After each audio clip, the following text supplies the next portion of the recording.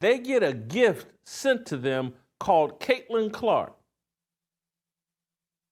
She is sprinkling magic all around the WNBA, making a sport that no one likes likable and watchable. And instead of showing any gratitude towards Caitlin Clark, they have set out to destroy Caitlin Clark. This is what women do. And call me sexist. We're looking at it in real time. You're looking at a big, flaming example of the ingratitude that women have. And I've told you all this before, but it's worth reiterating.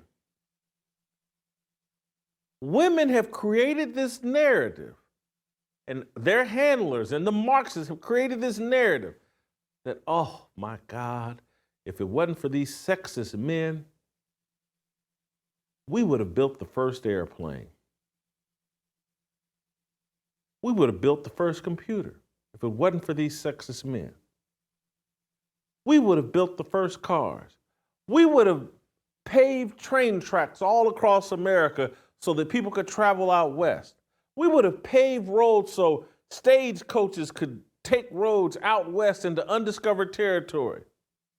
But it was sexism. We wanted to do all of that. We wanted to build skyscrapers. We wanted to be roughnecks and fall to our death while building buildings. We wanted to do that, but these sexist men just wouldn't allow it. And so now, you sexist men that stopped us from inventing flying and airplanes and cars and trains and DoorDash and everything else, y'all owe us a debt. And damn it, if we are participating in a sport that loses money for 27 straight years, damn it, you better fly as commercial.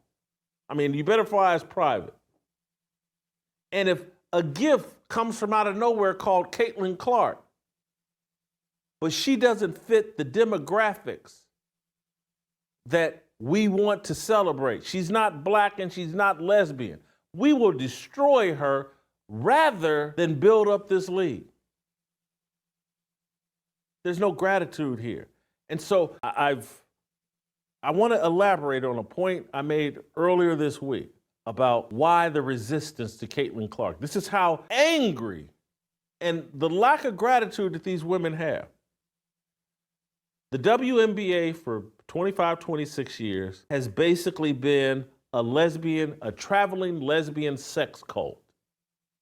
You go to any WNBA arena and it looks like some kind of lesbian party.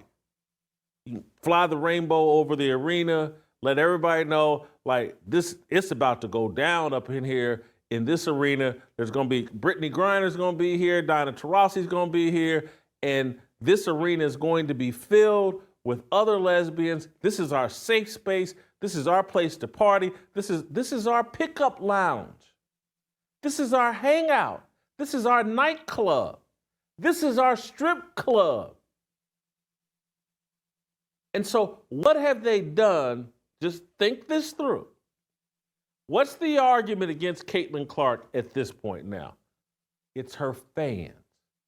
Because Caitlin Clark has given them nothing to complain about. She's played this brilliantly.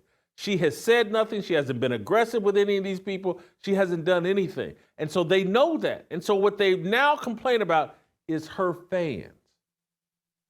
She's like Tim Tebow. Nothing wrong with Tim Tebow, but it's her fans. We don't like them. They're over the top. They have these expectations and they won't be met, and they'll hate us. What they're really saying is, we don't want heterosexual men and women and their children coming to our sex cult and our nightclub and our strip club. They don't want the demographics inside the arena to change. And so everywhere Caitlin Clark goes, if you watch these games, if you look at her home games, her road games, everywhere she goes, oh, there's dads with their daughters. There's mom and dad with their daughters. There's families showing up because they like Caitlin Clark. And so the demographics inside the arena, the Indiana Fever were averaging, I think, 8,000 people last year. Now they're averaging close to 18,000 people in the arena. And the people showing up in the arena, many of them, a great number of them, to see Caitlin Clark, they're heterosexual. And so the group with no gratitude, these feminists, these lesbians, the LGBTQ crowd, the crowd that has told you toxic masculinity, oh my God, we don't want to be near it, it's dangerous. They're upset that Caitlin Clark is bringing heterosexual people into their arena. It's breaking up their little private club. And so rather than have this league turn a profit and start and begin the process of being to stand on its own 2 feet, the Alphabet Mafia is throwing a riot and a temper tantrum and is being very hostile towards Caitlin Clark because they'd like to break her and ruin her and destroy her so that they could install a lesbian or a black woman, preferably a black lesbian woman, as the face of this league. Because that's important, because in their minds, in their delusional minds, black lesbian women built this. They have so little understanding of who actually built the league that they're playing in, who's carried the weight of the league that they're playing in, who has financed their charity league. They have no gratitude towards those people. And they don't want them around. They would rather live and work in an environment where they're always cash poor and unprofitable and living off the charity of men rather than stand on their own 2 feet, rather than give the men their flowers, their credit for supporting them. Have you ever heard one of them talk about what men have done for them? If you